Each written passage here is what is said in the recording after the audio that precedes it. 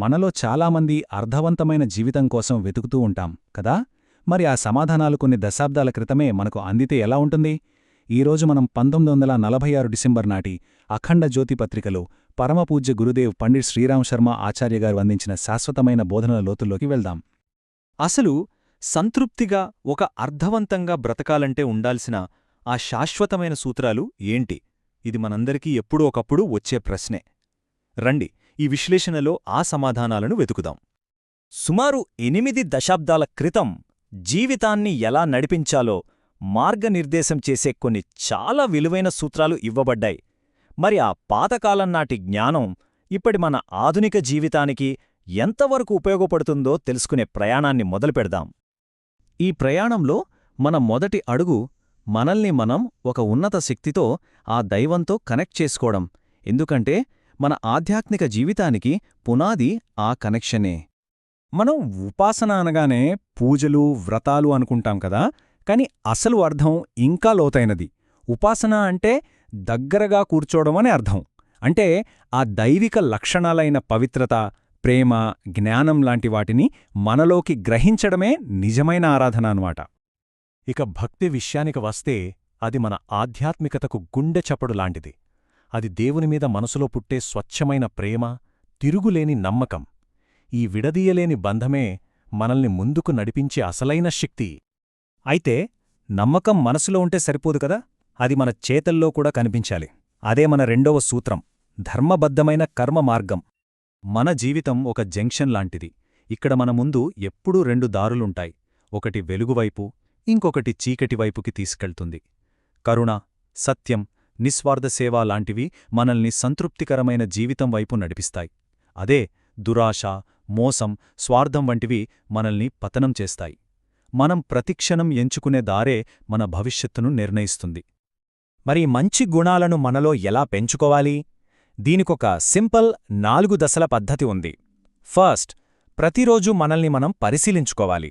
2, తెలిసి మంచిని ఎంచుకోవాలి. 3, ఎలాంటి ప్రతిఫలం ఆశించకుండా సేవ చెయ్యాలి. ఇక 4ది, వీటన్నింటినీ రోజూ ప్రాక్టీస్ చెయ్యాలి. అప్పుడే అవి మనలో ఒక భాగమవుతాయి. ఇక్కడ మనం అస్సలు మర్చిపోకుండానే ఒక ముఖ్యమైన విషయం ఉంది. అదేంటంటే, మనం మన బాధ్యతలను, మన పనులను చిత్తశుద్ధితో, అంకితభావంతో చెయ్యడమే అన్నింటికన్నా గొప్ప పూజ. ఒక రకంగా చెప్పాలంటే అదే గొప్ప ఆధ్యాత్మిక సాధన. మన పనులన్నింటినీ కంట్రోల్ చేసేది ఏంటి? మన లోపలి ప్రపంచం, మన మనసు. కాబట్టి బయట ప్రపంచాన్ని సరిదిద్దే ముందు మన లోపలి ప్రపంచాన్ని జయించాలి. అదే మనం 3వ సూత్రం. ప్రపంచాన్ని జయించడం కంటే మనల్ని మనం జయించడమే అతిపెద్ద విజయం. మన అసలు లక్ష్యం ఒక్కటే, మన ఇంద్రియాలను, మన మనసును మన కంట్రోల్లోకి తెచ్చుకుని అంతర్గత శాంతిని సాధించడం. మనం మన లోపల ఉన్న కోపం, దురాశలాంటి అలజడులను దాటిన కొద్దీ మనలో సహజంగానే శాంతి, స్పష్టత, ఇంకా మానసిక శక్తి పెరుగుతాయి. లోపల మనం ఎంత ప్రశాంతంగా ఉంటే బయట అంత శక్తివంతంగా ఉంటాం. మరి ఈ అంతర్గత ప్రయాణానికి మనకొక వాహనం కావాలి కదా, అదే మన శరీరం. అందుకే శారీరక ఆరోగ్యం చాలా ముఖ్యం. ఆరోగ్యకరమైన శరీరంలోనే ఆరోగ్యకరమైన మనసు, చైతన్యవంతమైన ఆత్మ ఉండగలవు. దీన్ని ఎప్పుడూ మర్చిపోకూడదు. సరే, ఇప్పుడుదాకా మనం దైవంతో అనుసంధానం, ధర్మబద్ధమైన కర్మ, అంతర్గత విజయం, ఇలా కొన్ని ముఖ్యమైన విషయాలు చూశాం.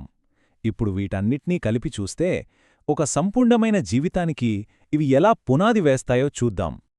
కాబట్టి మనం గుర్తుంచుకోవలసిన మొదటి విషయం దైవంతో మన సంబంధం. నిజమైన ఉపాసన అంటే దైవిక గుణాలను మనలోకి తీసుకోవడం. భక్తి అంటే ప్రేమ, విశ్వాసంతో కూడిన బంధం. దేవుడు ఒక వ్యక్తి కాదు, అంతటా ఉన్న ఒక చైతన్యం అని అర్థం చేసుకోవాలి. ఇక ఆచరణ విషయానికి వస్తే మంచి గుణాలను రోజూ సాధన చేయాలి. మనలోని కోపం, దురాశ లాంటి శత్రువులను జయించాలి.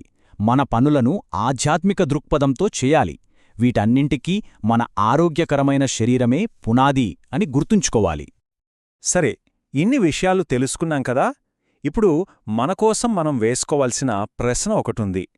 దాదాపు 8 దశాబ్దాల క్రితం నాటి ఈ శాశ్వతమైన బోధనల నుండి ఈరోజు మన జీవితంలోకి ఏ ఒక్క పాఠాన్ని మనతో పాటు తీసుకువెళ్దాం?